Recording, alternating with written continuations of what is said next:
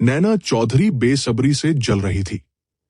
उसने अपना चेहरा ऊपर उठाया और उसे चूमने ही वाली थी कि योगेंद्र शर्मा ने अपने होठों से उसे बीच में ही रोक दिया। नैना चौधरी स्तब्ध रह गई। फिर उसे एक अजीब सी सुन्नता महसूस हुई।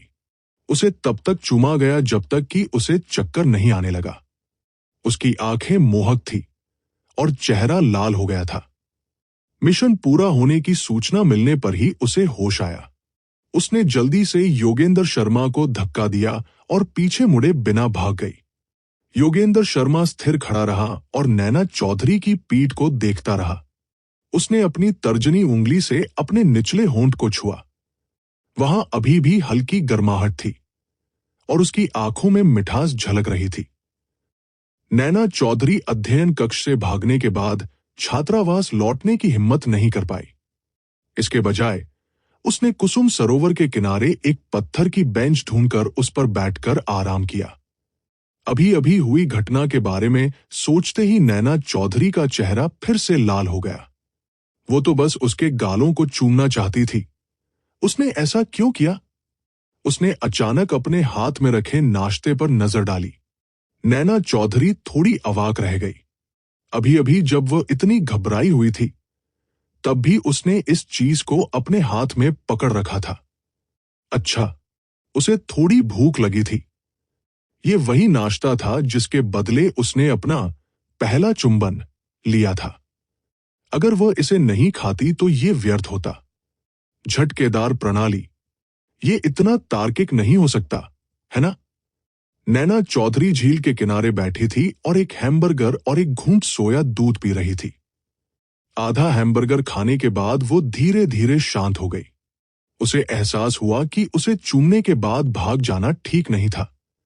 आखिर चुंबन के लिए पहले उसने ही तो कहा था। लेकिन वो उस समय बेहद सदमे में थी। क्या उसे स्पष्टीकरण देने के लिए संदेश भेजना चाहिए? जब वो सोच ही रही थी तभी योगेंद्र शर्मा ने पहले एक संदेश भेजा। योगेंद्र शर्मा, गुस्सा हो? हाँ, योगेंद्र शर्मा को लगा कि वो गुस्से में भाग गई थी। नैना चौधरी जवाब देने ही वाली थी कि तभी दूसरी तरफ से एक और संदेश आया। योगेंद्र शर्मा, मैं असभ्य थी। क्रोधित मत होइए। उसने ही सबसे पहले उससे फ्लर्ट करने की कोशिश की थी और वो अब भी खुद को ही दोषी मान रहा था। योगेंद्र शर्मा बहुत ही सज्जन व्यक्ति थे। नैना चौधरी को बहुत शर्मिंदगी हुई। उसने तुरंत एक संदेश लिखा, नहीं नहीं। मुझे अचानक याद आया कि मुझे कुछ काम करना है। खुद को ज्यादा दोष मत दो। आज मैंने ही हद से ज्यादा मांग की थी। आप तो बस मेरा सहयोग कर रहे थे। बस ऐसा दिखावा करो कि यह कभी हुआ ही नहीं। इसे दिल पर मत लो। संदेश बहुत लंबा था। नैना चौधरी ने उसे लिखने के बाद चुपचाप दोबारा पढ़ा। वो सोच रही थी कि क्या उसने ईमानदारी से संदेश भेजा है। तभी अचानक उसे पीछे से किसी के नाम पुकारने की आवाज सुनाई दी। डर से उसके हाथ कांपने लगे और उसने संदेश भेज दिया, नैना चौधरी, रहने भी दो। कम से कम इसमें कोई टाइपिंग की गलती तो नहीं थी। अपना फोन एक तरफ रखते हुए नैना चौधरी मुड़ी और उसने देखा कि उसकी रूममेट यामिनी गुप्ता पर्यटन नीतियां और नियम नामक एक मोटी किताब लेकर उसकी ओर आ रही है। नैना चौधरी जानती थी कि यामिनी गुप्ता एक प्रमाणित व्यक्ति है, लेकिन उसने कभी नहीं सोचा था कि वह टूर गाइड का प्रमाण पत्र भी लेगी। क्या आप सुबह की पढ़ाई के लिए यहां आई हैं? नैना चौधरी ने यामिनी गुप्ता से पूछा। यामिनी गुप्ता ने सिर हिलाया। आज तुम इतनी जल्दी क्यों आ गए? ताजी हवा लेने के लिए। नैना चौधरी मुस्कुराते हुए खड़ी हो गई और बोली, मैं छात्रावास में जाकर थोड़ी देर आराम करने जा रही हूं। आगे बढ़ो। यामिनी गुप्ता ने हाथ हिलाया और फिर उसे कुछ याद आया। वैसे नैना चौधरी, मुझे मेरा रिकॉर्डिंग पेन मिल गया है। इसमें पिछली बार छात्रावास में दिए गए तुम्हारे भाषण की रिकॉर्डिंग भी है। क्या तुम इसे लेना चाहोगी? भाषण रिकॉर्डिंग? नैना चौधरी की आंखें अचानक चमक उठीं। उसने बार बार सिर हिलाकर कहा, हाँ हाँ। उसे चिंता थी कि वो भाषण को समझ नहीं पा रही थी। ऑडियो फाइल के साथ उसे इसे समझने की जरूरत नहीं थी। उसे बस ऑडियो फाइल के अनुसार स्क्रिप्ट को याद करना था। ऐसी बहुत कम चीजें थी जिनमें वो अच्छी थी। रट्टा मारकर याद करना उनमें से एक था। नैना चौधरी ने उस रात यामिनी गुप्ता के कंप्यूटर से ऑडियो फाइल की कॉपी बनाई और अगले दिन उसे याद करना शुरू कर दिया। उसे चिंता थी कि उसका अरबी उच्चारण सटीक नहीं है और वो एक लंबी लड़ाई के लिए तैयार थी। उसे उम्मीद नहीं थी कि रिकॉर्डिंग को पहली बार सुनने के बाद वो उसे शब्द दर शब्द पढ़ पाएगी। हालांकि उसे पता नहीं था कि वो क्या पढ़ रही है, लेकिन उसने जो वाक्य पढ़ा वो रिकॉर्डिंग में मौजूद वाक्य के बिल्कुल समान था। इससे नैना चौधरी हैरान रह गई। ऐसा प्रतीत होता था कि यद्यपि उसके मस्तिष्क ने उसकी स्मृति खो दी थी, फिर भी उसके शरीर को प्रत्येक अक्षर का मानक उच्चारण याद था। क्योंकि उसे ऑडियो फाइल की सामग्री समझ नहीं आ रही थी, इसलिए उसे इसे सुनाना थोड़ा मुश्किल था। नैना चौधरी को पूरी स्क्रिप्ट लिखने में आधा दिन लग गया। आज ऐसा बहुत कम ही होता था कि उसके पास कोई काम ना हो। अपना काम खत्म करने के बाद नैना चौधरी ने अपनी समय सारिणी का अध्ययन करना शुरू कर दिया। वो भाग्यशाली थी। जब उसकी याददाश्त गई तब शुक्रवार की दोपहर थी। उसकी कोई क्लास नहीं थी। फिर वीकेंड था, इसलिए उसे क्लास में नहीं जाना पड़ा।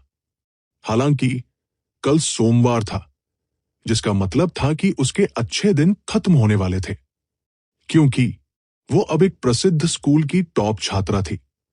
लेकिन उसकी यादें अभी भी हाई स्कूल के तीसरे साल में पढ़ाई में लापरवाही करने वाली छात्रा होने के दौर में अटकी हुई थी। वो विश्वविद्यालय के पाठ्यक्रमों का सामना कैसे कर पाती? नैना चौधरी ने अपनी समय सारिणी पर लिखे व्यस्त कार्यक्रम को देखा और उसे थोड़ा सिरदर्द महसूस हुआ। डिंग डोंग, आलसी प्रणाली, जो आधे दिन के लिए गायब हो गई थी, अचानक प्रकट हो गई। दैनिक कार्य। जब वो अवसादग्रस्त होती थी तभी उसे ये काम क्यों मिलता था? नैना चौधरी कमजोरी से डेस्क पर बैठ गई। कह दो, तुम मेरे साथ क्या करना चाहते हो? आलसी प्रणाली ने कहा। दैनिक कार्य। योगेंद्र शर्मा को प्रसन्न करने के लिए अपने हाथों से एक उपहार बनाए। नैना चौधरी अवाक रह गई। उसे कैसे पता चलेगा कि योगेंद्र शर्मा को कौन सा उपहार पसंद आएगा? अगर योगेंद्र शर्मा अपने द्वारा तैयार किए गए उपहार से संतुष्ट नहीं होती, तो क्या उसकी मृत्यु नहीं हो जाती? आलसी प्रणाली ने कहा, मेरे पास एक सुझाव है। ये कहना, खुद को एक पेंडेंट में बदल लो और उसे दे दो। नैना चौधरी अवाक रह गई। क्या तुम मिशन का दूसरा भाग भूल गए? झटकेदार सिस्टम ने जोर देकर कहा। अगर योगेंद्र शर्मा खुश है तो मिशन पूरा हो जाएगा। अगर योगेंद्र शर्मा खुश नहीं हुई तो तुम्हारी मौत हो जाएगी। झटके वाली प्रणाली में मरना शब्द पर जोर दिया गया था। नैना चौधरी का दिल कांप उठा। मुझे डराने का कोई फायदा नहीं है। मैं योगेंद्र शर्मा को खुश रहने के लिए मजबूर नहीं कर सकता। मैं बस इतना ही कर सकता हूं कि एक उपहार तैयार करूं। मेरे जीने या मरने की बात तो पूरी तरह से भगवान पर निर्भर है। वो सचमुच शांत था। वो बदतमीज सिस्टम अवाक रह गया। आप उसकी रुचियों का ध्यान रख सकते हैं, जैसे कि खुद को एक पेंडेंट में बदल लो और उसे दे दो। नैना चौधरी अवाक रह गई। क्या तुम और अधिक कल्पनाशील नहीं हो सकते? नैना चौधरी ने आंखें सिकोड़ते हुए कहा, अगर तुमने दोबारा बकवास की तो मैं तुम्हारा एक पेंडेंट बना दूंगी और उसे दे दूंगी। मैं सिर्फ एक व्यवस्था हूं। मैं एक लटकन नहीं बन सकता। वो निरर्थक व्यवस्था डरी नहीं थी। किसने कहा कि सिस्टम पेंडेंट नहीं हो सकता? नैना चौधरी ने अपनी भौहें उठाई। मेरे पास दराज में एक है। असंभव। तो चलिए एक शर्त लगाते हैं। नैना चौधरी ने मासूमियत से मुस्कुराते हुए कहा, अगर मैं इसे निकाल सकती हूं तो आपको मुझसे एक वादा करना होगा। सिस्टम को अचानक कुछ गड़बड़ महसूस हुई। क्या बात है? मैंने अभी तक इसके बारे में सोचा नहीं है। पहले मुझसे वादा करो। जब मैं भविष्य में इसके बारे में सोचूंगा तो मैं आपसे इसे पूरा करने के लिए कहूंगा। अगर आप हार गए तो क्या होगा? मैं खुद को एक पेंडेंट में बदल लूंगा और उसे योगेंद्र शर्मा को दे दूंगा। ठीक है, वो घटिया सिस्टम अपने डेटाबेस को लेकर बहुत आश्वस्त था।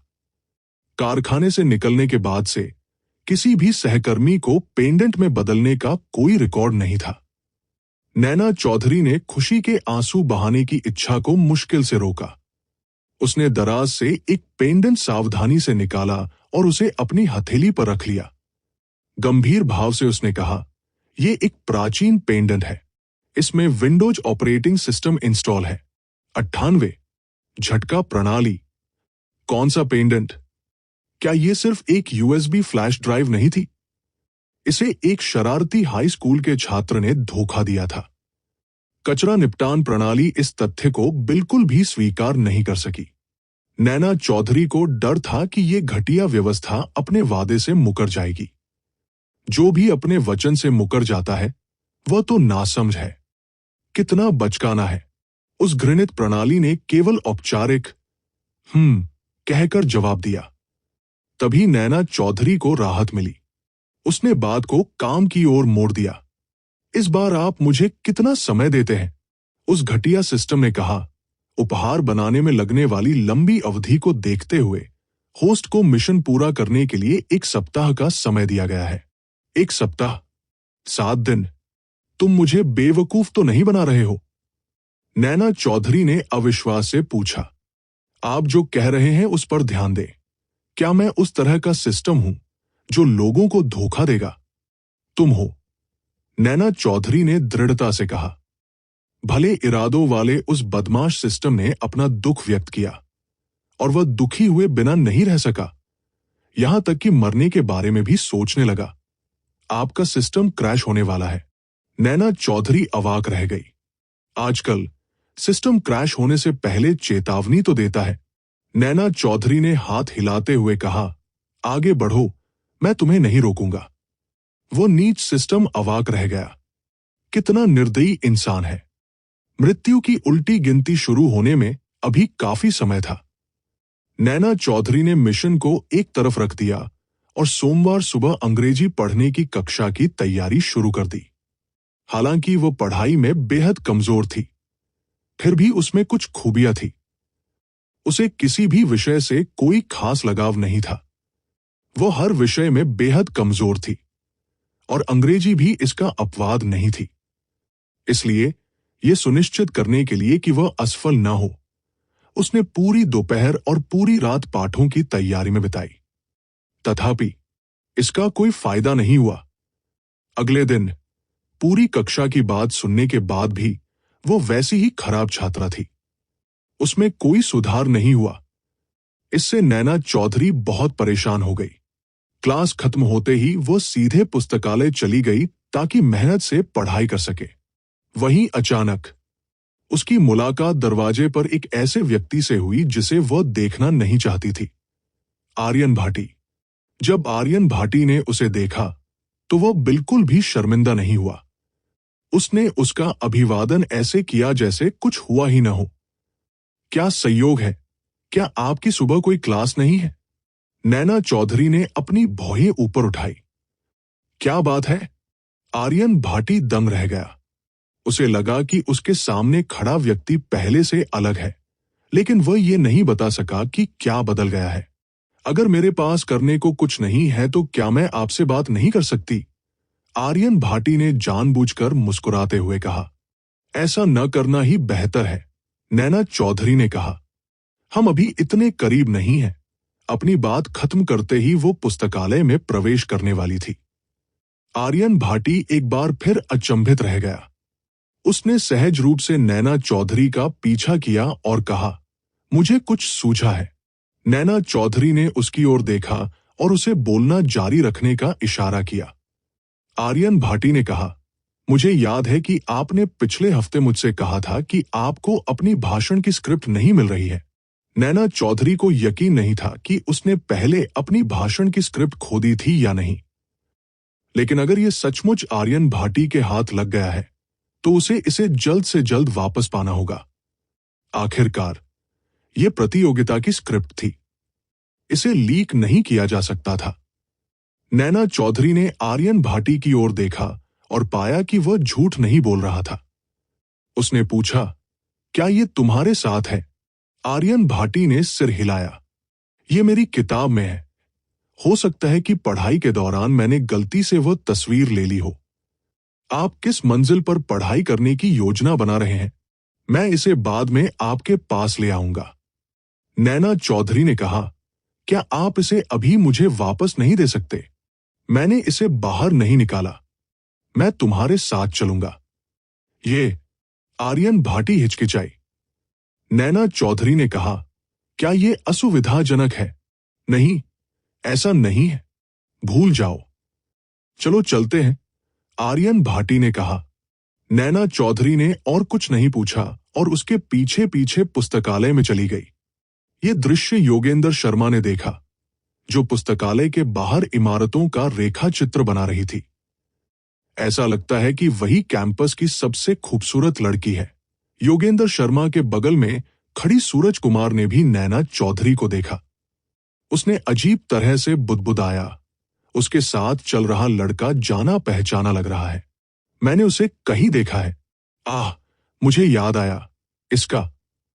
सूरज कुमार ने अपना सिर घुमाया और पाया कि उसके बगल में बैठा व्यक्ति गायब हो गया था।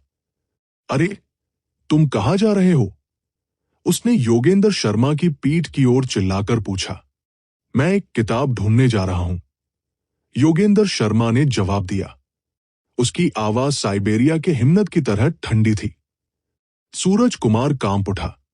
उसे लगा कि मामला इतना पेचीदा नहीं है, इसलिए उसने अपनी स्केचबुक एक तरफ रख दी और योगेंद्र शर्मा के पीछे पीछे पुस्तकालय में चला गया। लाइब्रेरी में नैना चौधरी आर्यन भाटी के पीछे पीछे उसकी सीट तक गई। उसने देखा कि मोहिनी वर्मा भी वहीं मौजूद थी। जब उसने कहा कि वह इसे लेने आएगी, तो उसे तुरंत समझ आ गया कि वो क्यों हिचकिचा रहा था। अब उसे शर्मिंदगी महसूस हो रही थी। नैना चौधरी ने मन ही मन उपहास किया। वह एक तरफ खड़ी हो गई और उसके जवाब का इंतजार करने लगी। आर्यन भाटी ने अपने हाथ में मौजूद किताब के पन्ने तेजी से पलटे और मन ही मन कहा, अजीब बात है, मुझे याद है कि ये बात साफ साफ इसी किताब में लिखी थी। किताब में क्या है? मोहिनी वर्मा ने पूछा। उसका लहजा बहुत ही सौम्य था और थोड़ा बनावटी लग रहा था। आर्यन भाटी ने कहा, नैना चौधरी का भाषण। क्या आपने इसे देखा है? मोहिनी वर्मा ने अपना सिर हिलाया। आप दूसरी किताबों में देख सकते हैं, हो सकता है आपको गलत याद हो। मुझे याद है कि ये इसी किताब में था। आर्यन भाटी ने ऐसा कहा तो था, लेकिन फिर भी उसने मोहिनी वर्मा की सलाह मानी। उसने एक और किताब खोली और उसमें वह बात पाई। उसने मोहिनी वर्मा को संदेह भरी नजरों से देखा और फिर नैना चौधरी को संबोधित करने लगा। धन्यवाद। नैना चौधरी ने भाषण सुना और जाने ही वाली थी कि तभी उसने मोहिनी वर्मा को अचानक कहते सुना, नैना चौधरी, मुझे माफ करना। नैना चौधरी ने पैर पटके। उसकी अंतरात्मा ने उसे बताया कि यह व्यक्ति कुछ गड़बड़ करने वाला है। आशा के अनुसार मोहिनी वर्मा अचानक खड़ी हो गई और माफी मांगते हुए बोली, नैना चौधरी, मेरा तुम्हें चोट पहुंचाने का बिल्कुल भी इरादा नहीं था। अगर मुझे पता होता कि तुम शुयांग को पसंद करती हो, तो मैं उसके पीछे पड़ने के लिए सहमत नहीं होती। मुझसे नाराज मत होना, ठीक है? उस समय सामान्यतः शांत रहने वाला पुस्तकालय कोलाहल से भरा हुआ था। मोहिनी वर्मा एक आदर्श सुंदरी थी। चाहे उनकी सूरत हो, कदकाठी हो या आवाज, वे लोगों को एक सौम्य और गरिमामय अनुभूति कराती थी। इसके अलावा उसने जानबूझकर इस समय अपनी मुद्रा को नीचे झुका लिया, जिससे वो नाजुक और दयनीय प्रतीत हुई। जब सच्चाई से अनजान दर्शकों ने इस स्थिति को देखा, तो उन्होंने स्वाभाविक रूप से सोचा कि नैना चौधरी मोहिनी वर्मा को इसलिए नहीं पा सकी क्योंकि वो उससे प्यार करती थी, इसलिए वो खुलेआम उसकी आलोचना कर रही थी। नैना चौधरी अवाक रह गई। ही मेंगलू का ऐसा व्यवहार करने का मकसद बहुत स्पष्ट था। उसका मकसद उसे चिढ़ाना था। चाहे वह दुखी होकर चली गई हो, उसके बारे में बुरा भला कहा हो, या उससे सुलह कर ली हो। ये इस अफवाह की पुष्टि करने के बराबर था कि उसे छोड़ दिया गया था। अगर इस दृश्य का सामना करने वाली वह महिला होती, जिसकी याददाश्त बरकरार होती और जो आर्यन भाटी को श्वेत चांदनी मानती, तो मोहिनी वर्मा उसे निश्चित रूप से अपने वश में कर लेती। लेकिन दुर्भाग्यवश उसने अपनी स्मृति खो दी।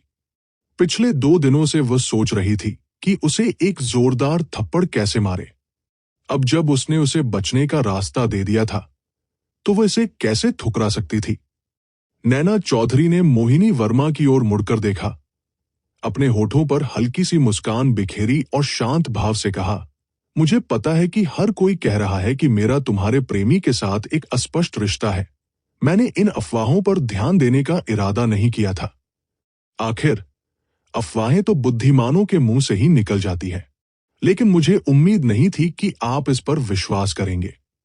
इसका तात्पर्य यह था कि जो कोई भी इस पर विश्वास करता है वो मूर्ख है, और यदि आप इस पर विश्वास करते हैं तो आप मूर्ख हैं। जब नैना चौधरी ने यह कहा, तो उसने देखा कि मोहिनी वर्मा का चेहरा एक पल के लिए सख्त हो गया। नैना चौधरी ने आगे कहा, हालांकि हम दोनों विदेशी भाषा महाविद्यालय से हैं, लेकिन हमारी बातचीत आमतौर पर बहुत कम होती है।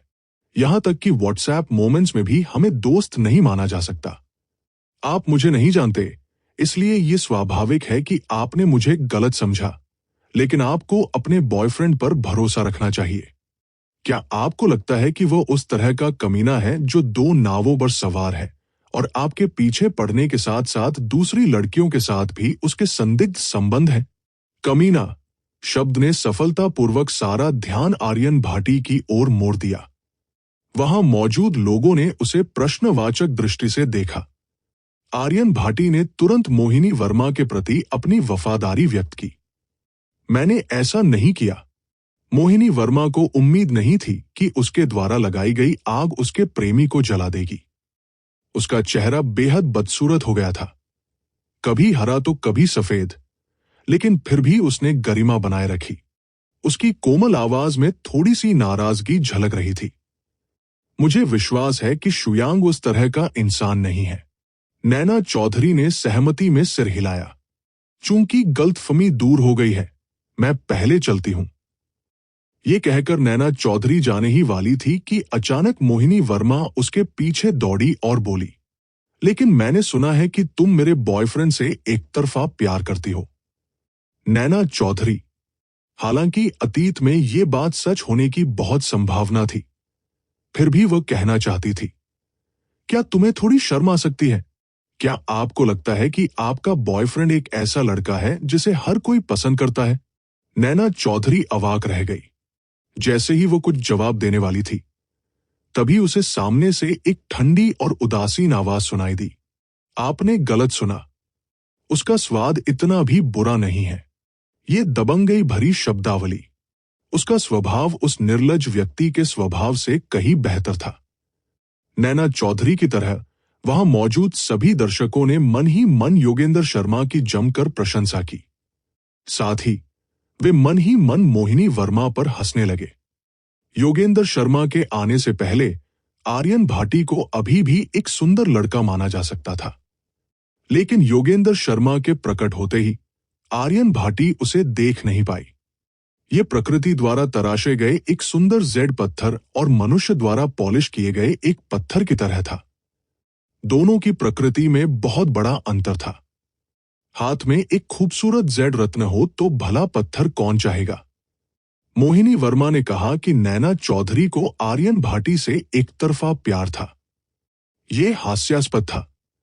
वो खुद को अपमानित होने के लिए उकसा रहा था। योगेंद्र शर्मा के प्रकट होने से नैना चौधरी को देखने की चाह रखने वाले लोग मूर्ख साबित हो गए। कुछ लोग दबी आवाज में योगेंद्र शर्मा और नैना चौधरी के बीच संबंधों के बारे में अटकलें लगाने लगे। ये दोनों डेटिंग तो नहीं कर रहे होंगे, है ना? एक सुंदर पुरुष और एक खूबसूरत महिला एक आदर्श जोड़ी है। उनका रिश्ते में होना सामान्य बात है। मैं बस उन लोगों से पूछना चाहता हूं जिन्होंने कहा था कि नैना चौधरी को आर्यन भाटी से एकतरफा प्यार था। क्या उनके चेहरे दुखते हैं? चर्चाएं बढ़ती ही जा रही थी। नैना चौधरी जानती थी कि सब लोग उसके और योगेंद्र शर्मा के रिश्ते को गलत समझ रहे हैं, लेकिन कहीं कुछ लोग जरूरत से ज्यादा न सोच ले, इसलिए उसने कुछ नहीं बताया। वह चेहरे पर प्यारी सी मुस्कान लिए धीरे धीरे योगेंद्र शर्मा की ओर बढ़ी। तुम यहां क्यों हो? मैं तुम्हें लेने आया हूं, योगेंद्र शर्मा ने हमेशा की तरह शांत स्वर में कहा। नैना चौधरी जानती थी कि उसकी बातें दूसरों के लिए थी, इसलिए उसने उसका साथ दिया और कहा, चलो चलते हैं। योगेंद्र शर्मा एक तरफ मुड़ा और नैना चौधरी को अपने आगे चलने का इशारा किया। क्या वो अंत तक फूलों के संरक्षक की भूमिका निभाने वाला था? नैना चौधरी ने मुस्कुराते हुए अपने होठों को मोड़ा और मना नहीं किया। योगेंद्र शर्मा, मोहिनी वर्मा अचानक चिल्लाया। उसकी आवाज में जल्दबाजी और क्रोध का भाव था। उसके चेहरे से हमेशा की तरह गंभीर भाव गायब हो गया था और वो ईर्ष्या और अनिच्छा से भरा हुआ था। अपने निचले होंठ को काटते हुए उसने फिर पूछा, आपने नैना चौधरी की मदद क्यों की? नैना चौधरी अवाक रह गई। उसे मदद करने के लिए किसी कारण की क्या जरूरत थी? नैना चौधरी ने अनुमान लगाया कि योगेंद्र शर्मा के व्यक्तित्व को देखते हुए वह संभवतः मोहिनी वर्मा को नजरअंदाज कर देगा। अप्रत्याशित रूप से योगेंद्र शर्मा ने वास्तव में पीछे मुड़कर देखा। नैना चौधरी बहुत हैरान थी। उसने उस बेकार सिस्टम से पूछा, कहीं उनके बीच किसी तरह का प्यार या नफरत तो नहीं है? सिस्टम ने डेटाबेस में त्वरित खोज की। उन दोनों के बीच एकमात्र संबंध यह है कि मोहिनी वर्मा योगेंद्र शर्मा के बगल में गिरी थी। नैना चौधरी ने पूछा, कुश्ती? सचमुच कुश्ती? उस बेकार सिस्टम ने उसे सकारात्मक जवाब दिया। नैना चौधरी बहुत उत्सुक थी। तो योगेंद्र शर्मा की प्रतिक्रिया क्या थी? उसे अब भी नहीं पता कि ऐसी कोई चीज भी मौजूद है। जैसा कि उम्मीद थी, ये योगेंद्र शर्मा की शैली के अनुरूप था। नैना चौधरी को पूर्वाभास हो गया था कि मोहिनी वर्मा का अंत दुखद होगा। अगले ही पल उसने योगेंद्र शर्मा को बेहद ठंडी आवाज में पूछते हुए सुना, आप कौन हैं? पफ। पानी पी रहे एक छात्र ने पानी का घूंट थूक दिया। एक बूंद भी नहीं थूकी गई, बल्कि सारा पानी मोहिनी वर्मा के सिर के पिछले हिस्से पर जा गिरा। मोहिनी वर्मा इतना गुस्से में था कि मानो उसके फेफड़े फटने वाले थे, लेकिन अपनी छवि के कारण उसने खुद को सबके सामने भड़कने से रोक लिया। घृणा से भरे दिल के साथ उसने अपना चेहरा ढक लिया और वॉशरूम की ओर भागा। आर्यन भाटी कुछ पल के लिए झिझका, फिर वह भी अपनी सीट से उठा और उसके पीछे भागा। जब वह नैना चौधरी के पास से गुजरा तो उसने उसे गौर से देखा। नैना चौधरी ने हैरानी से अपनी आंखें झपकाई। वो उसे क्यों देख रहा था? पानी छिड़कने वाली वह नहीं थी। नैना चौधरी और योगेंद्र शर्मा एक के बाद एक नीचे गई। वे संयोगवश सूरज कुमार के पास से गुजरी, जो एस्केलेटर पर योगेंद्र शर्मा से एक कदम पीछे थी। सूरज कुमार, किताबें ढूंढने का सिलसिला कहाँ गया? ऐसा लगता है कि वो कुछ अविश्वसनीय गपशप सुनने से चूक गया। नैना चौधरी और योगेंद्र शर्मा पुस्तकालय से बाहर निकल गए। मेरी मदद करने के लिए धन्यवाद, नैना चौधरी ने ईमानदारी से कहा। योगेंद्र शर्मा की आवाज थोड़ी ठंडी थी। स्वागत है। नैना चौधरी का दिल अचानक कस गया। उसे लगा कि आज उसके सामने वाले व्यक्ति में कुछ गड़बड़ है। अभी जब वो पुस्तकालय में थी तो उसने महसूस किया कि उसके चारों ओर का वातावरण बेहद ठंडा था। वो मानो ठंडी हवा का चलता फिरता पुतला था। पहले तो उसे लगा कि उसकी ये ठंडक मोहिनी वर्मा और आर्यन भाटी के लिए है, लेकिन अब उसे लग रहा था कि ये ठंडक उसके लिए नहीं है। लेकिन क्यों? ऐसा प्रतीत नहीं होता कि उसने पिछले 2 दिनों में उसे नाराज किया हो। वो उसे खुश करने के लिए उपहार देने के बारे में सोच रही थी। ठीक है, उपहार। वो इस अवसर का लाभ उठाकर ये पता लगा सकती थी कि वो क्या सोच रहा है। नैना चौधरी को डर था कि उसका प्रदर्शन बहुत स्पष्ट था और इससे योगेंद्र शर्मा को शक हो सकता है।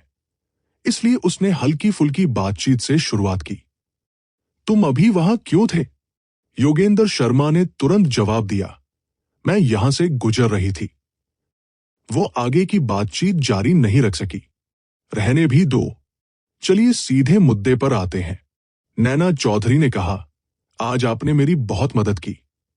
मुझे आपका ठीक से धन्यवाद करना होगा। मैं आपको उपहार क्यों न दूं? आप क्या चाहते हैं? अंत में नैना चौधरी ने अपनी ईमानदारी दिखाने के लिए कहा, कुछ भी ठीक है। योगेंद्र शर्मा की आंखों में एक चमक आई। कोई जरूरत नहीं, कोई जरूरत नहीं है। ऐसा कैसे हो सकता है? वो अब भी उसके द्वारा अपनी जिंदगी बढ़ाने की प्रतीक्षा कर रही थी। नैना चौधरी ने मुस्कुराने की कोशिश की। अगर तुम मेरा उपहार स्वीकार नहीं करोगे, मैं खुद को कभी माफ नहीं कर पाऊंगा। योगेंद्र शर्मा ने कुछ पल चुपचाप उसकी ओर देखा और कहा, बस ऐसा दिखावा करो कि ये कभी हुआ ही नहीं। आपको इसे दिल पर लेने की जरूरत नहीं है। नैना चौधरी, है? ये इतना जाना पहचाना क्यों लग रहा है? नैना चौधरी को अचानक याद आया कि उस दिन स्टडी रूम में किस मांगने के बाद उसने उसे व्हाट्सएप पर मैसेज भेजा था। उस चुंबन को याद करते ही नैना चौधरी के कान गर्म हो गए। उसने योगेंद्र शर्मा की आंखों में देखने की हिम्मत नहीं की और कमजोर स्वर में कहा, तो क्या तुम मुझे बता सकते हो? तुम्हें क्या पसंद है? योगेंद्र शर्मा ने कहा, नहीं। इस समय, इस परिस्थिति में नैना चौधरी बस खुद को बेइज्जत करना चाहती थी। उस बेकार सिस्टम ने कहा, मेरे पास एक सुझाव है। कोई जरूरत नहीं है। मुझे एक पेंडेंट दो। योगेंद्र शर्मा को क्या पसंद है, ये पता लगाने में असफल रहने के बाद नैना चौधरी ने अपने दुख और गुस्से को ताकत में बदल दिया। उसने कुसुम सरोवर के किनारे जंगल में 1 घंटे से अधिक समय तक अंग्रेजी शब्द याद किए। फिर अपनी ऊर्जा पुनः प्राप्त करने के लिए अपना बैग लेकर कैफे गई। उस बेकार प्रणाली ने कहा, आप तो मरने वाले व्यक्ति हैं। आप शब्दों को कैसे याद कर सकते हैं? एक व्यक्ति जो मरने वाला है। नैना चौधरी का माथा उभरा हुआ था और चलते हुए उसने कहा, अगर मैं मर भी जाऊं तो मुझे ज्ञान के साथ मरना होगा। उस बेकार सिस्टम ने कहा, बहुत बढ़िया। अवाक जब नैना चौधरी कैफेटेरिया पहुंची तो कतार ज्यादा लंबी नहीं थी। उसने जल्दी से अपना खाना लिया, लेकिन जब उसने भुगतान किया तो पाया कि उसके कार्ड में पर्याप्त राशि नहीं थी। नैना चौधरी थोड़ी शर्मिंदा हुई और उसने कैशियर से कहा, क्या मैं मेरा वाला ले लो? उसके पीछे एक कार्ड प्रकट हुआ। नैना चौधरी का दिल कांप उठा और उसने पीछे मुड़कर देखा। वो आर्यन भाटी था और उसे समझ से परे निराशा हुई। उसने सोचा था कि इसे स्वाइप करें, मेरी तरफ से दावत है।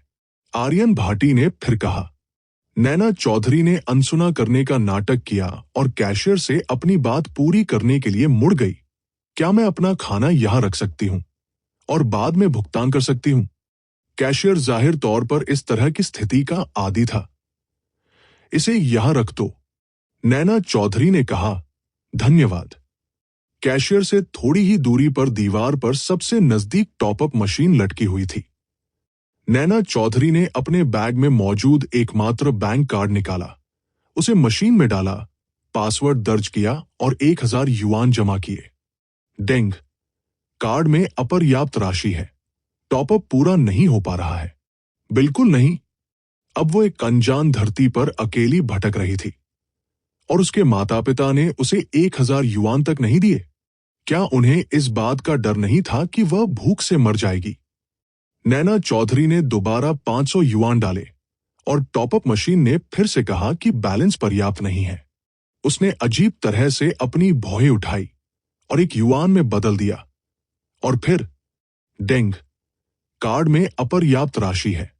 टॉपअप पूरा नहीं हो पा रहा है। नैना चौधरी अवाक रह गया। क्या ये टॉपअप मशीन खराब है?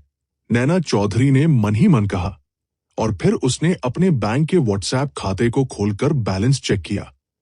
आपका आरएमबी चालू बचत खाता जिसका अंतिम अंक XXXX है, इकाई युआन। खाता शेष नैना चौधरी उसके माता पिता को वास्तव में इस बात का डर नहीं था कि वह भूख से मर जाएगी। कुछ सेकंड के लिए वहीं पर चक्कर आने के बाद नैना चौधरी अचानक थोड़ी घबरा गई। उसका परिवार दिवालिया तो नहीं हो जाएगा, है ना?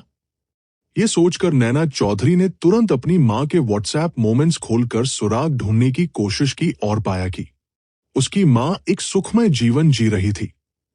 उसने 2 दिन पहले ही एक ब्रांडेड बैग खरीदा था और उसके व्हाट्सएप मोमेंट्स में लिखा था कि ये एक ग्लोबल लिमिटेड एडिशन है। ये तो कुछ ज्यादा ही हो गया। नैना चौधरी ने तुरंत अपनी मां को व्हाट्सएप पर संदेश भेजा, मां, मेरे पास रहने सहने के लिए पैसे नहीं हैं। कोई जवाब नहीं था। हालांकि आर्यन भाटी ने कार्ड दोबारा दे दिया। ये सिर्फ एक भोजन है, मुझे पराया मत समझो। नैना चौधरी उस पर अपना समय बर्बाद नहीं करना चाहती थी और उसने बहुत सीधे शब्दों में कहा, हमारा रिश्ता अब मुझे पराया मत समझो वाले रिश्ते में नहीं है। कृपया अपना कार्ड ले और मुझसे दूर रहें। नैना चौधरी, तुम। आर्यन भाटी के चेहरे के भाव थोड़े बदले, फिर सामान्य हो गए और उसने कहा, क्या तुम मुझसे नाराज हो कि मैंने तुम्हें निराश किया? मैं सचमुच में। सहपाठी झांग। नैना चौधरी ने सीधे उसे बीच में रोकते हुए कहा और असीम ईमानदारी से बोली, मुझे निराश करने के लिए मैं आपका धन्यवाद करती हूं। आर्यन भाटी स्तब्ध रह गया और फिर मानो किसी बात से उकसाए जाने पर उसने नैना चौधरी की बाह पकड़ने के लिए हाथ बढ़ाया। नैना चौधरी ने इससे बचने के लिए जल्दी से पीछे कदम बढ़ा लिया। अप्रत्याशित रूप से आर्यन भाटी ने एक कदम आगे बढ़ाया, जिससे वह दीवार से सट गई और उसके पास पीछे हटने की कोई जगह नहीं बची। मुझे आपसे कुछ कहना है, आर्यन भाटी ने कहा। तुम बात कर सकते हो, लेकिन मेरे इतने करीब मत आओ। नैना चौधरी एक बार फिर दीवार से टिक गई और आर्यन भाटी को चकमा देकर भागने की संभावना के बारे में सोचने लगी। आखिरकार, इससे पहले कि वह अपने विचारों को अमल में ला पाती, उसने देखा कि आर्यन भाटी ने अपने हाथ उठाकर दीवार पर प्रहार किया और उसका रास्ता पूरी तरह से रोक दिया। वे दोनों एक दूसरे के बहुत करीब थे और नैना चौधरी को डर था कि वो कुछ गड़बड़ कर देगा। वो थोड़ी घबरा गई और मन ही मन चिल्लाई, कमीने। उस घटिया व्यवस्था ने उसकी बात नहीं सुनी। लेकिन उसी क्षण उसने देखा कि आर्यन भाटी की बाह को अचानक प्रकट हुए एक हाथ ने झटक कर हटा दिया और अगले ही पल वो एक परिचित आलिंगन में गिर पड़ी। नैना चौधरी का दिल बहुत तेजी से धड़क रहा था। शेन, योगेंद्र शर्मा, मैं हूं। आवाज हमेशा की तरह ठंडी थी।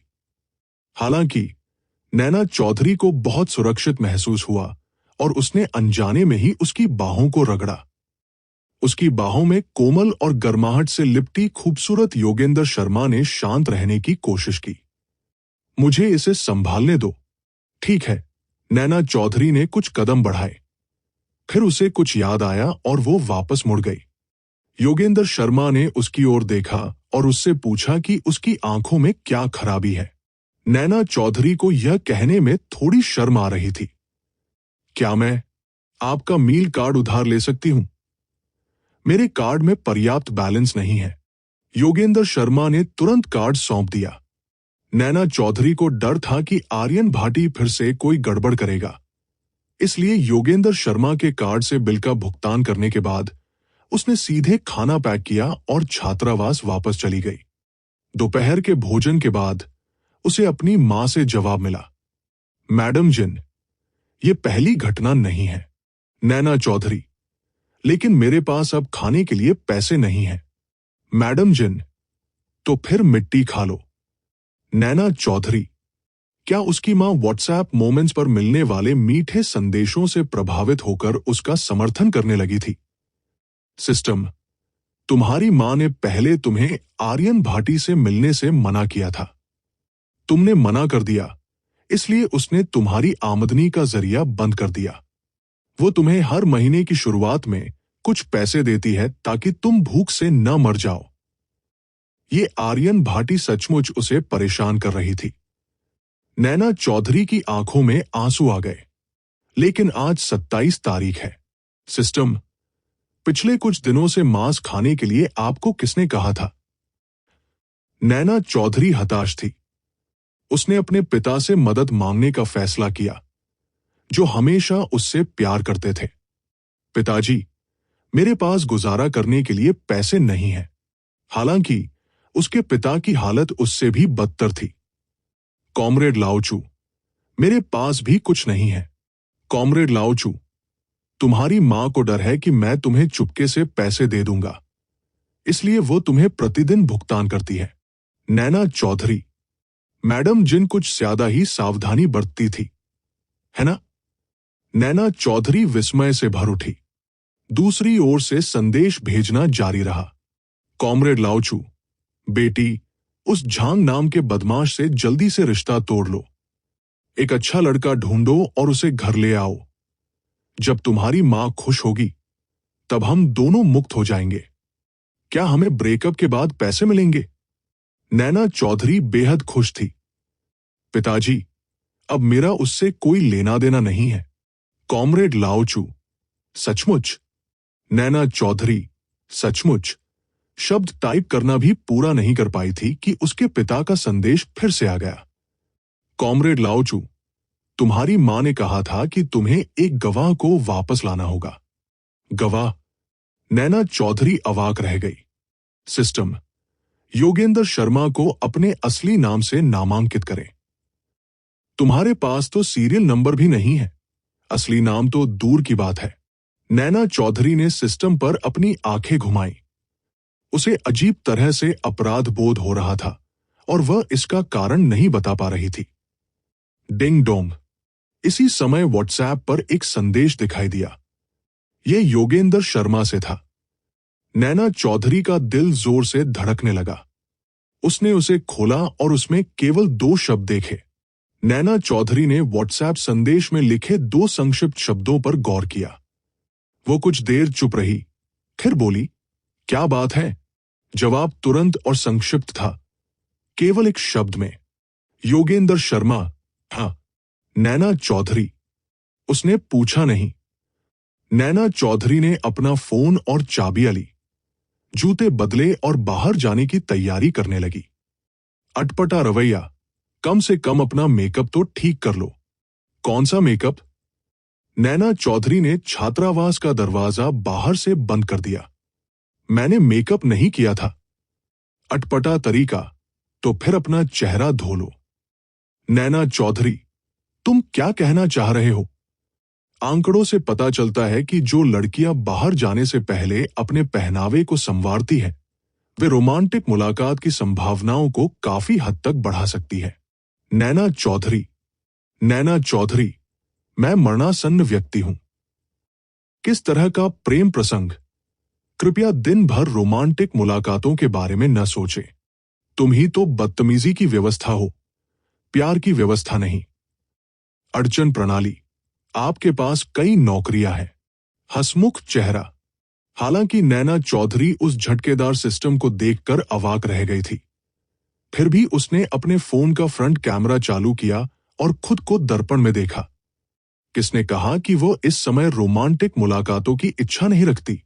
उस निरंकुश प्रणाली ने उपहास उड़ाते हुए कहा, तुम मर रहे हो। आईने में खुद को क्यों देख रहे हो? क्या मैं बदसूरत होकर नहीं मर सकता? ठीक है। नैना चौधरी फ्लैट जूतों में सीढ़ियों से नीचे उतरी और तुरंत ही उसने योगेंद्र शर्मा को थोड़ी दूर फीनिक्स वृक्ष के नीचे खड़े देखा। उसके हाथ हरे भूरे रंग की कैजुअल पैंट की जेबों में थे। उसकी आंखें निर्मल और चमकदार थी और वो आकर्षक और सुरुचिपूर्ण था। वो किसी चित्र की तरह सुंदर था। नैना चौधरी खुद को रोक नहीं पाई और उसे कुछ और बार देखती रही।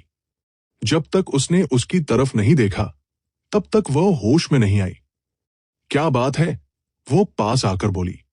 योगेंद्र शर्मा ने अपनी पैंट की जेब से अपना दाहिना हाथ बाहर निकाला।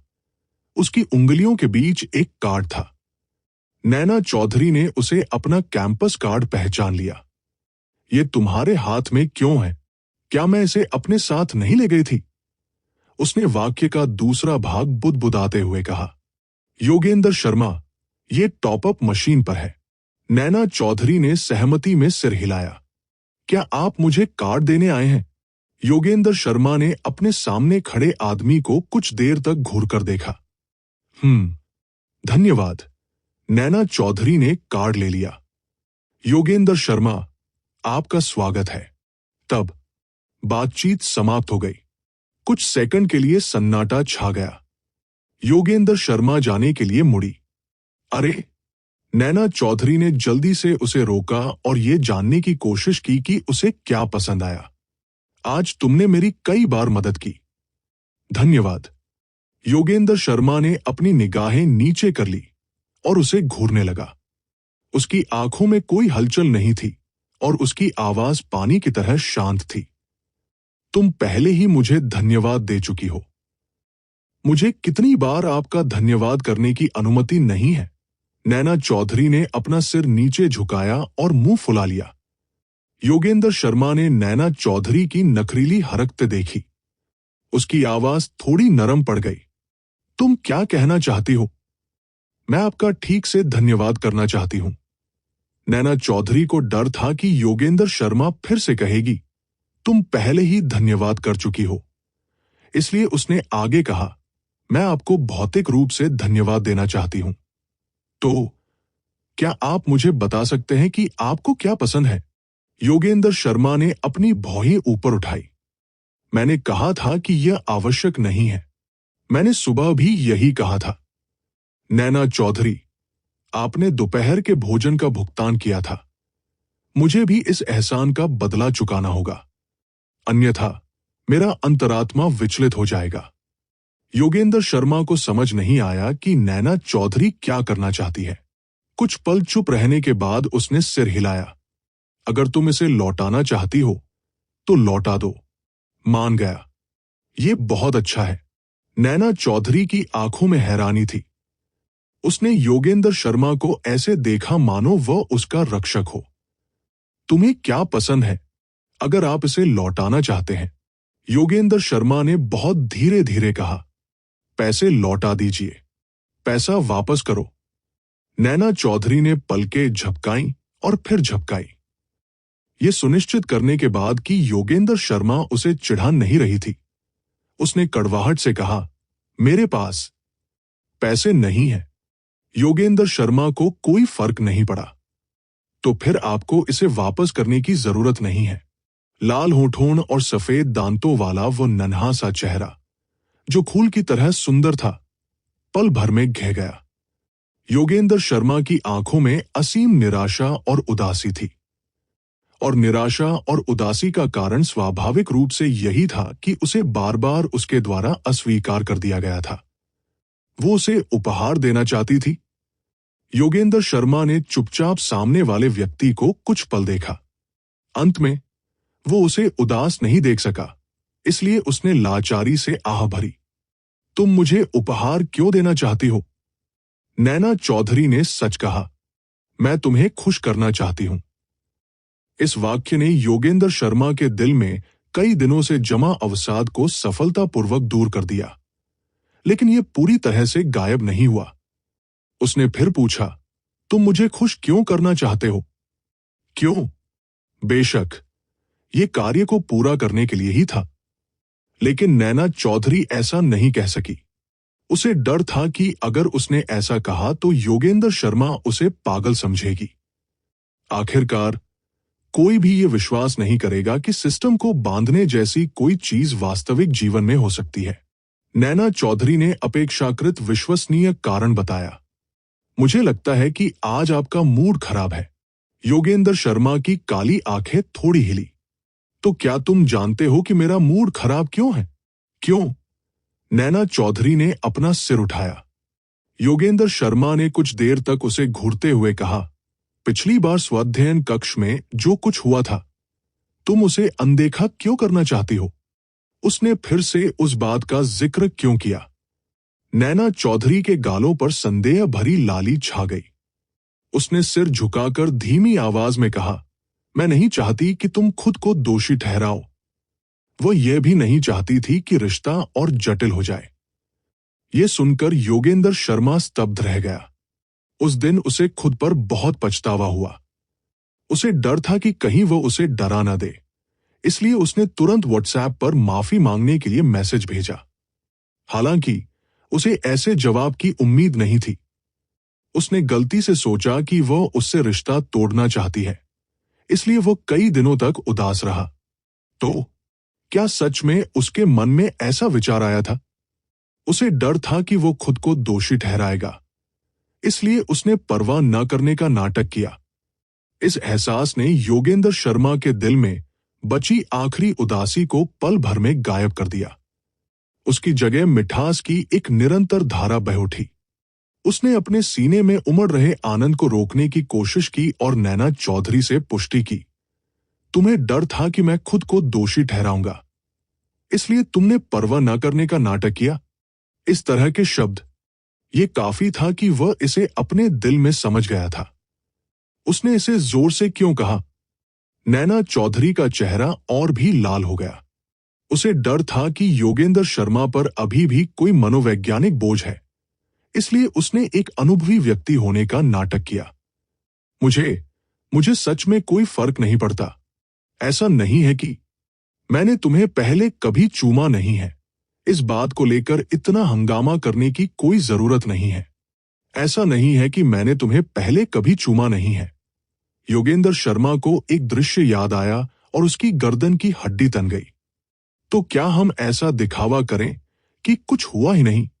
जी हां, नैना चौधरी ने जोर से सिर हिलाया। अगर तुमने आज इसका जिक्र नहीं किया होता तो मैं लगभग भूल ही गई होती। योगेंद्र शर्मा की नजर उस शर्मीली छोटी सी लड़की के चेहरे पर आई लाली पर पड़ी और उसने उसके अभिनय में सहयोग किया। मुझे लगता है तुम भूल गई हो। ये बात थोड़ी व्यंग्यात्मक क्यों लग रही है? रहने भी दो। अब उसके पास इन छोटी मोटी बातों की परवाह करने का समय नहीं बचा था। नैना चौधरी ने विषय बदलते हुए कहा, आपने अभी तक मुझे जवाब नहीं दिया। आप इतने उदास क्यों हैं? आपको गलतफहमी हो रही है। मैं अच्छे मूड में हूं। योगेंद्र शर्मा ने यह कहते हुए अपने होंठ के कोने ऊपर उठा लिए।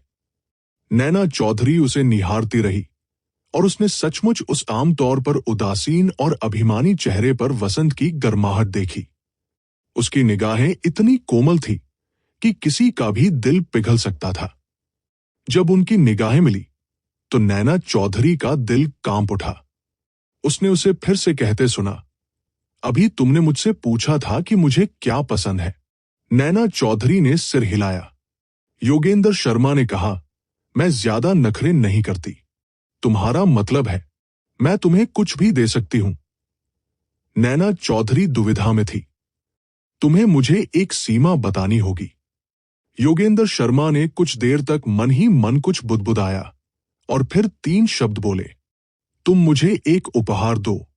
नैना चौधरी एक पल के लिए स्तब्ध रह गई और फिर उसे तुरंत समझ आ गया। उसे जो चीजें पसंद थी उनकी विविधता आपके लिए एक उपहार थी। इसके अलावा उसे और कुछ भी पसंद नहीं था। नैना चौधरी का दिल बहुत तेजी से धड़क रहा था। तो फिर मैं देखती हूं कि मैं क्या कर सकती हूं। योगेंद्र शर्मा ने सिर हिलाया और उसकी आंखें चमक रही थी। उसने एक शब्द भी नहीं कहा, लेकिन ऐसा लग रहा था मानो उसने सब कुछ कह दिया हो। हल्की हवा चली और चमकीले लाल रंग के फीनिक्स फूल जमीन पर गिर पड़े। नैना चौधरी ने अपनी निगाहें हटा ली।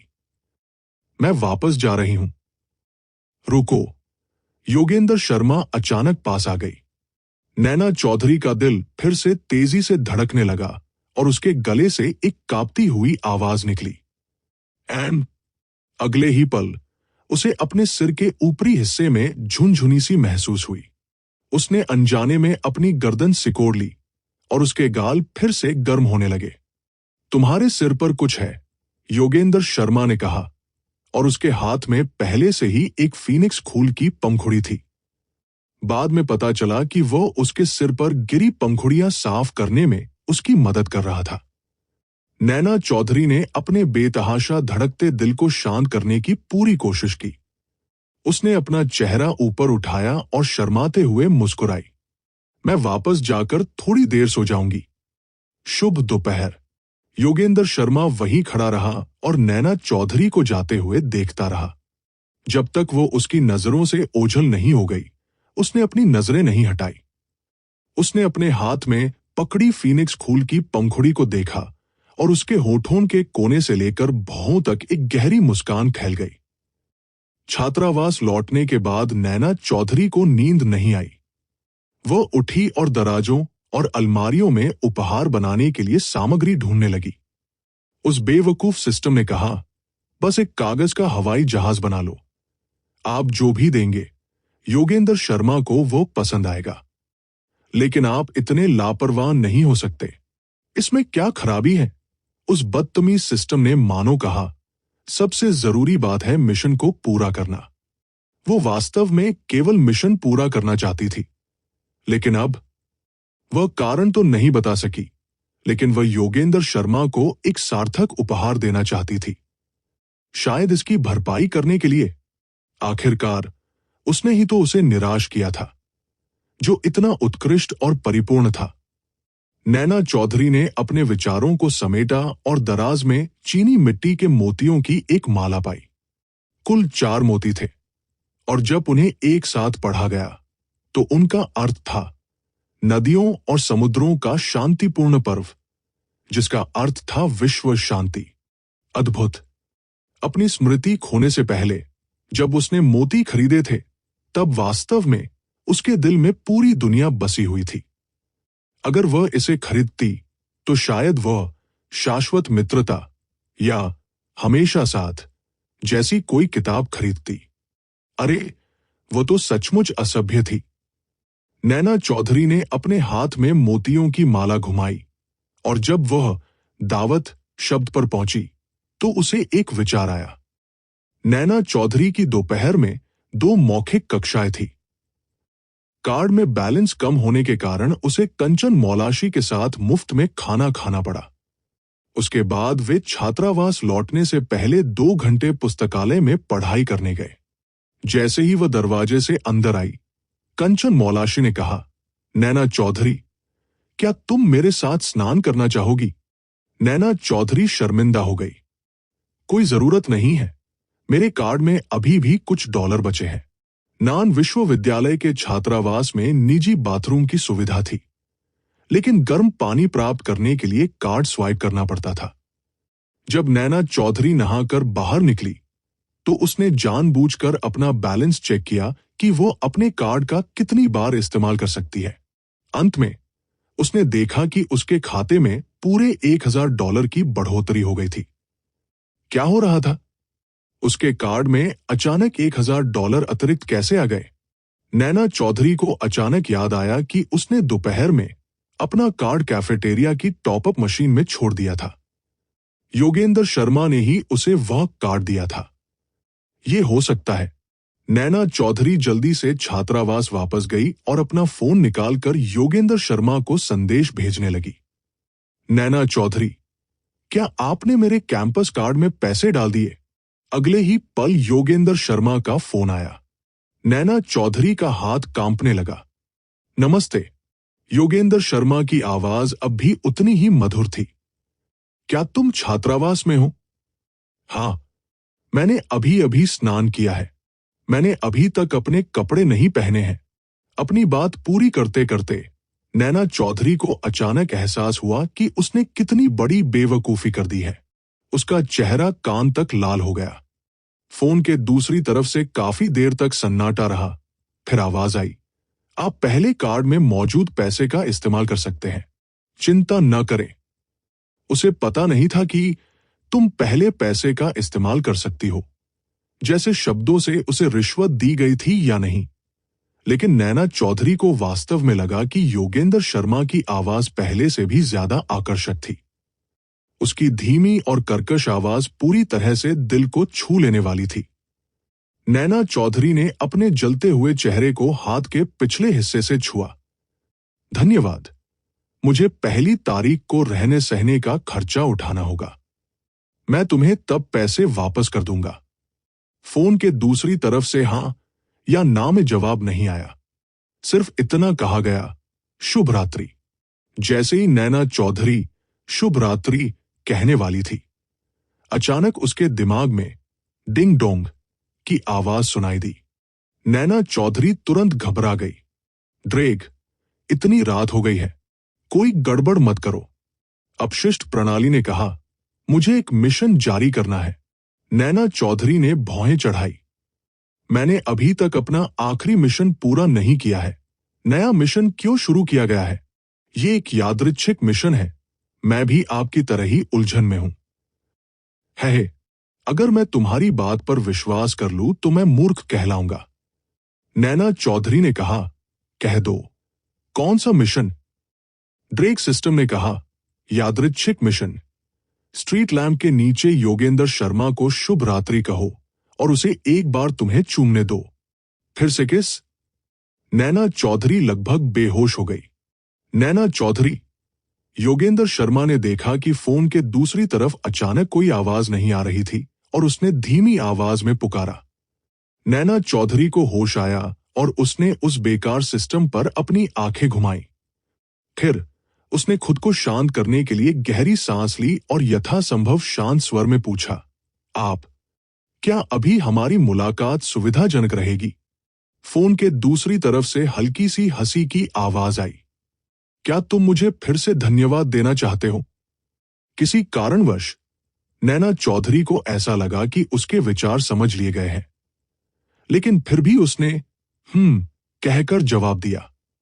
खैर, वो पहले उस व्यक्ति को देखेगी। बालकनी में जाओ। फोन पर बात कर रहे व्यक्ति ने अचानक बिना किसी कारण के ये बात कह दी। नैना चौधरी ने इस बारे में ज्यादा नहीं सोचा। उसने खुद को एक बड़े से विंडब्रेकर में लपेटा और बालकनी में चली गई।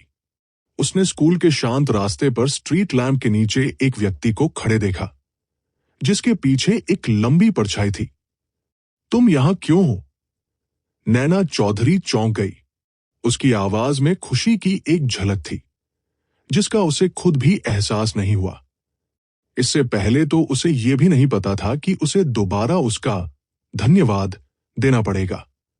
नैना चौधरी ने नजरें फेर ली और कहा, मुझे कुछ मिनट दीजिए। योगेंद्र शर्मा ने कहा, जल्दी कोई बात नहीं है। सिस्टम ने कहा, कोई जल्दी नहीं है। आपके पास उसे अलविदा कहने के लिए आधा घंटा है। ओ नहीं, उसे अलविदा कहते हुए चूमने के लिए। नैना चौधरी को मिशन के बारे में सोचते ही सिरदर्द होने लगा।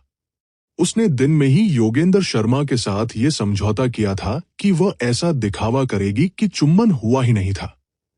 अब किस मांगने का क्या मतलब था? सिस्टम के शब्द बहुत सीधे थे, तुम मुफ्तखोर हो। नैना चौधरी अवाक रह गई। वो अवाक रह गई। कपड़े बदलने और बाल सुखाने के बाद नैना चौधरी फ्लैट सैंडल पहनकर नीचे चली गई। इस पूरी प्रक्रिया में 5 मिनट से भी कम समय लगा। सिस्टम ने कहा, आंकड़ों से पता चलता है कि आप बाहर जाने से पहले हाई हील्स पहनती हैं। मुझे किसी रोमांटिक मुलाकात की जरूरत नहीं है। हाँ, आपके पास पहले से ही एक पार्टनर है। ये एक मीटिंग पार्टनर है। नैना चौधरी ने गुस्से से उसे टोकते हुए कहा। सिस्टम ने कहा, क्या अंतर है? मैं मीटिंग शब्द को जल्द ही हटा दूंगा। जियानान शहर में साल भर गर्मी का मौसम रहता है। मई के अंत में ही यहां बहुत गर्मी पड़ रही थी। नैना चौधरी ने अपने लंबे बालों को कानों के पीछे किया। उसने एक खूबसूरत वन शोल्डर ड्रेस पहनी हुई थी, जिससे उसके कंधे और कॉलर बोन दिख रहे थे। उसकी भौहों के बीच एक हल्की सी मोहक अदा छिपी हुई थी। उसके आते ही योगेंद्र शर्मा की निगाहें उस पर टिक गई। उसका चेहरा एकाग्र था और उसकी निगाहें चमक रही थी। जब वो शर्माई, तभी उसने खुद को संभाला। उसकी नजरें उसके हल्के गीले बालों पर पड़ी और उसने धीरे से कहा, नीचे आने से पहले तुमने अपने बाल ब्लो ड्राई क्यों नहीं किए? नैना चौधरी को नहीं पता था कि वह इतनी चिंतित क्यों थी। शायद वह मिशन के लिए कुछ समय बचाना चाहती थी। उसने अपने बालों में उंगलियां फिराई और लापरवाही से एक बहाना बनाया। अगर बाल बहुत सूखे हों तो ये उनके लिए अच्छा नहीं है। योगेंद्र शर्मा ने अपने पतले होठों को सिकोड़ते हुए कहा, तुम्हारे बाल बहुत अच्छे हैं। उफ! क्या वो उसके बालों की तारीफ कर रहा था? नैना चौधरी अवाक रह गई। इस विषय की दिशा थोड़ी भ्रामक थी। नैना चौधरी को याद आया कि योगेंद्र शर्मा ने कहा था कि उसकी क्लास अभी अभी खत्म हुई है।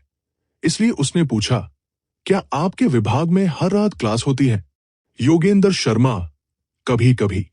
ओह, वाकई, ऐसे व्यक्ति से बात करना बहुत फायदेमंद रहा जो अपने शब्दों को सोने के समान महत्व देता था। सब कुछ मिनटों में ही समाप्त हो गया। नैना चौधरी सोच रहा था कि उसे विषय बदलना चाहिए या सीधे मुद्दे पर आना चाहिए। अचानक उसका फोन बज उठा।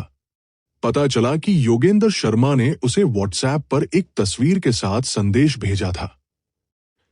आमने सामने व्हाट्सएप संदेश। क्या हो रहा था?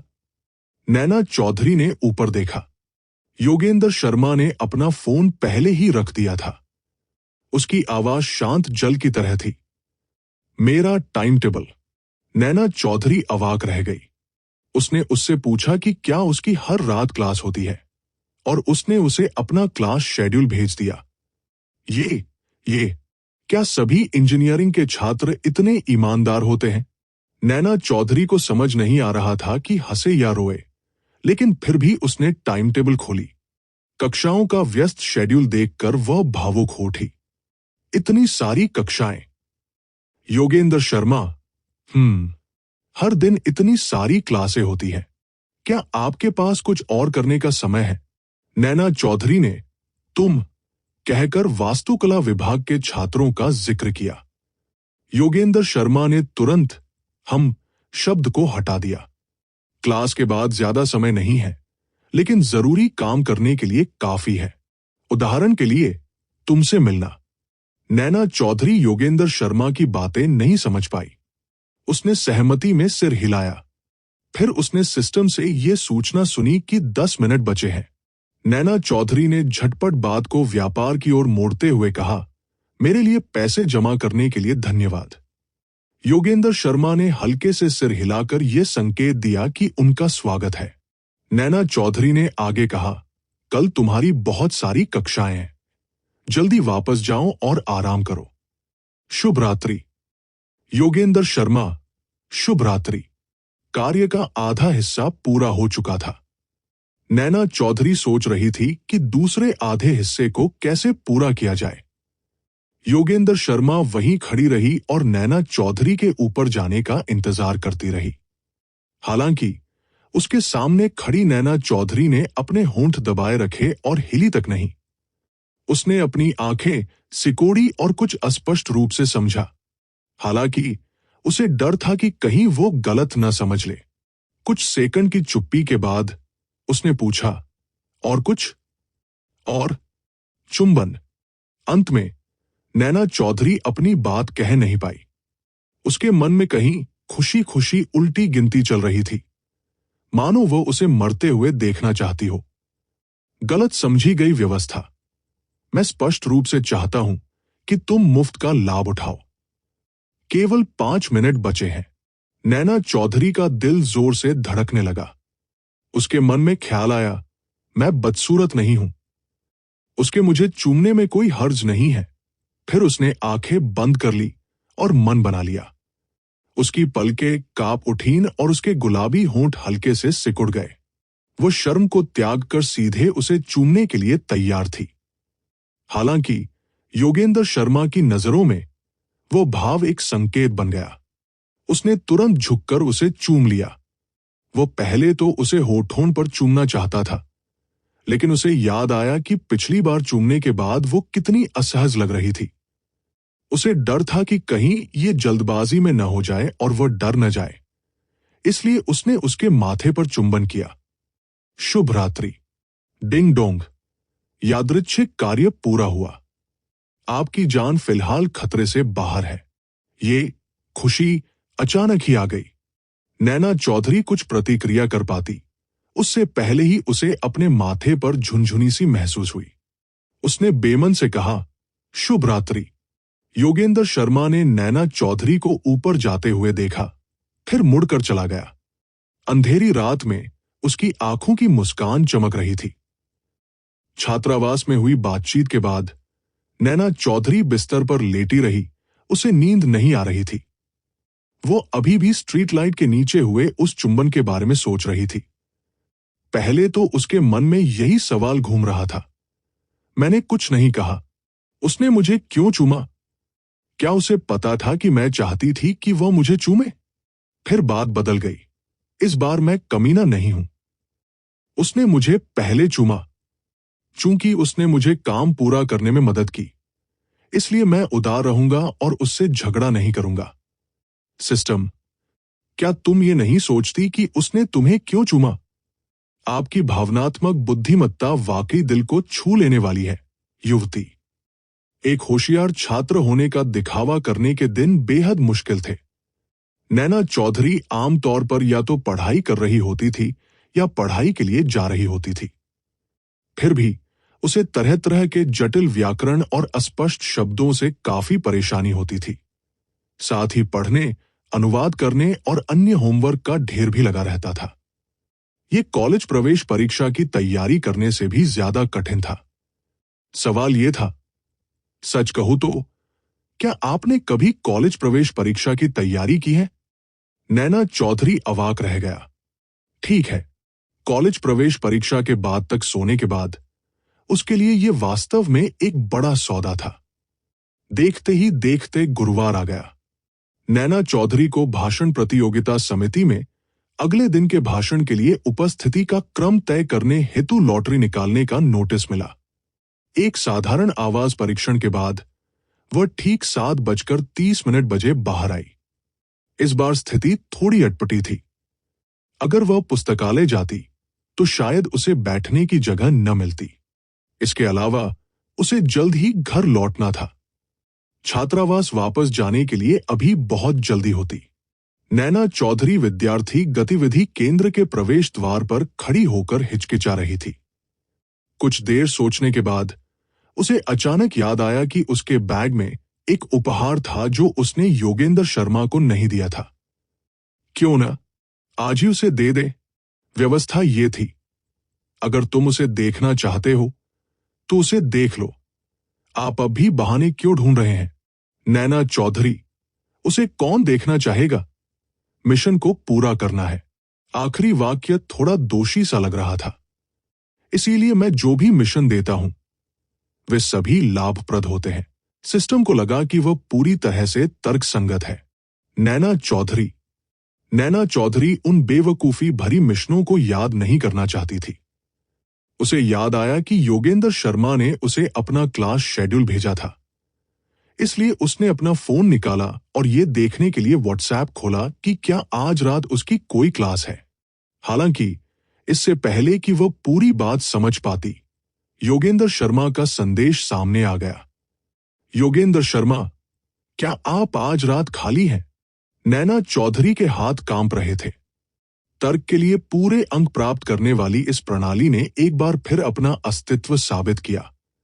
मैं स्वतंत्र हूं। हमारे दिल जुड़े हुए हैं। नैना चौधरी को इसकी परवाह करने में बहुत आलस आ रहा था। उसने पहले योगेंद्र शर्मा का क्लास शेड्यूल देखा और पाया कि आखिरी क्लास 8 बजे खत्म होती है। इसलिए उसने जवाब दिया, मुझे भी आपसे कुछ बात करनी है, क्लास के बाद मिलते हैं। दूसरी ओर योगेंद्र शर्मा की उंगलियां फोन के कीबोर्ड पर अटकी हुई थी। वो नैना चौधरी से पूछना चाहता था कि वो कहाँ है और क्या कर रही है, लेकिन अंत में उसने खुद को रोक लिया और केवल एक शब्द में जवाब दिया, ठीक है। पोडियम पर प्रोफेसर वास्तुकला यांत्रिकी के बारे में समझा रहे थे। योगेंद्र शर्मा कुछ खोया खोया सा था।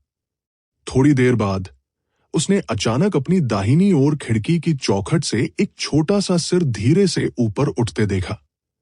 फिर सुंदर साफ आंखें धीरे धीरे दिखाई दी, जो प्यारी और जीवंत थी। योगेंद्र शर्मा ने अपने होंठ सिकोड़े और नजरें फेर ली। वो अब इस क्लास को और नहीं सुन सकता था। खिड़की के बाहर नैना चौधरी वास्तुकला संकाय में काफी समय से थी। बाहर इंतजार करते करते वो उब गई थी। इसलिए अचानक उसकी इच्छा हुई कि वह देखे कि वास्तुकला के महान विद्वान योगेंद्र शर्मा कक्षा में कैसे दिखते हैं। वो खिड़की के नीचे छिपकर झांकने लगी। उसका दिल प्रशंसा से भरा हुआ था। वो प्रतिभाशाली व्यक्ति सचमुच सबसे अलग था। वास्तव में वो यह नहीं बता पा रही थी कि क्या अलग था। उसे बस इतना महसूस हो रहा था कि योगेंद्र शर्मा का ध्यानपूर्वक उपस्थित रहना किसी भी सुंदर दृश्य से कहीं अधिक मनभावन था। योगेंद्र शर्मा के आकर्षक रूप को कुछ देर निहारने के बाद नैना चौधरी ने अचानक देखा कि पोडियम पर बैठे प्रोफेसर ने चश्मा पहना हुआ था और थूक रहे थे। ये वही प्रोफेसर थे जिन्हें उसने पिछली बार योगेंद्र शर्मा को गले लगाने के लिए कक्षा में आते समय देखा था। उसे अचानक बहुत अपराधबोध हुआ और वो अनजाने में छिप गई, लेकिन तभी उसने प्रोफेसर को योगेंद्र शर्मा का नाम पुकारते सुना। हाँ, क्या योगेंद्र शर्मा इस सवाल का जवाब देने वाली है? नैना चौधरी ने अपना छोटा सा सिर फिर से ऊपर उठाया, मानो वो उस प्रतिभाशाली व्यक्ति की पूजा करने के लिए तैयार हो। तथापि योगेंद्र शर्मा के खड़े होने के बाद उसने एक शब्द भी नहीं कहा। हालांकि उसका चेहरा भावहीन नहीं था, लेकिन उसे यकीन था कि उसने प्रोफेसर की बात बिल्कुल नहीं सुनी। वो इतनी आश्वस्त क्यों थी? ऐसा इसलिए था क्योंकि एक कमजोर छात्रा होने के नाते उसे इस क्षेत्र में बहुत अधिक अनुभव था। बूढ़ा प्रोफेसर अपनी अभिमानी छात्रा पर इतना क्रोधित हुआ कि उसने अपनी दाढ़ी फूंक दी। अंत में उसने उसे बहुत कठोर फटकार नहीं लगाई। उसने बस सख्ती से उसे ध्यान देने के लिए कहा और फिर दूसरे छात्र को प्रश्न का उत्तर देने के लिए बुलाया। नैना चौधरी ने झुककर प्रणाम किया और दबे पांव चली गई। सुरक्षित जगह पर पहुंचकर उसने मुस्कुराते हुए योगेंद्र शर्मा को चिढ़ाने के लिए व्हाट्सएप पर एक संदेश भेजा, तो तुम भी क्लास में ध्यान भटका सकते हो। दूसरी तरफ से तुरंत जवाब आया, आम तौर पर नहीं। नैना चौधरी, प्रोफेसर ने अभी अभी तुम्हें ध्यान देने के लिए कहा था, लेकिन तुम अभी भी अपने फोन से खेल रहे हो। तुम बहुत अवज्ञाकारी हो, है ना?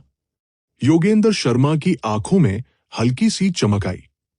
उसने व्यावहारिक कार्यों से यह साबित किया कि वो बहुत आज्ञाकारी है।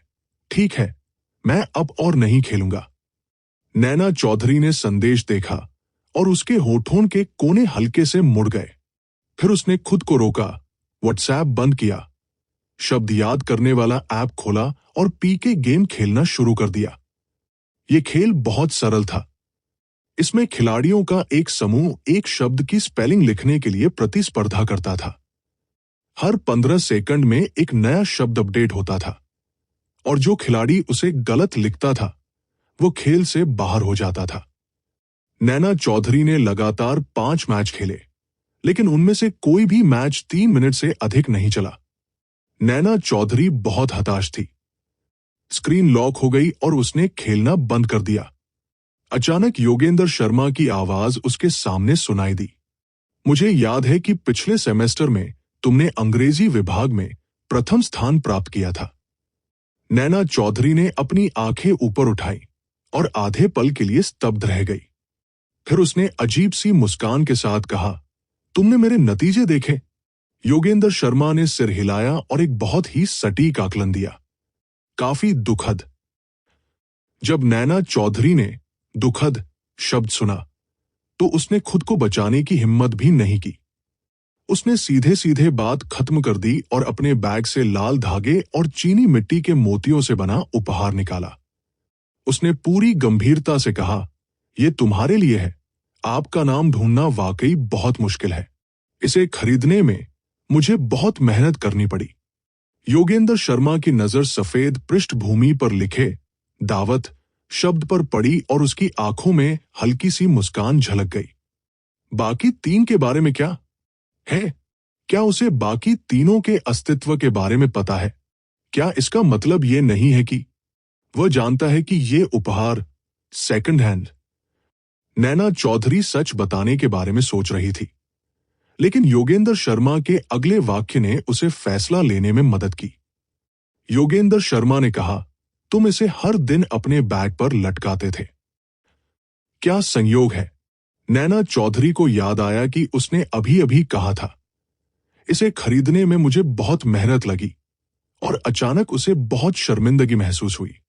लेकिन उसे अपना जोड़ा हुआ हिस्सा पूरा करना ही था, चाहे इसके लिए उसे घुटने टेकने ही क्यों न पड़े। नैना चौधरी का दिमाग बहुत तेजी से काम करने लगा। वो तुरंत मेहमान से मेजबान बन गई। मैंने आपको अपनी वे सभी प्यारी चीजें दे दी जिन्हें मैं हर दिन अपने बैग में टांगती थी। आप मेरी ईमानदारी देख सकते हैं।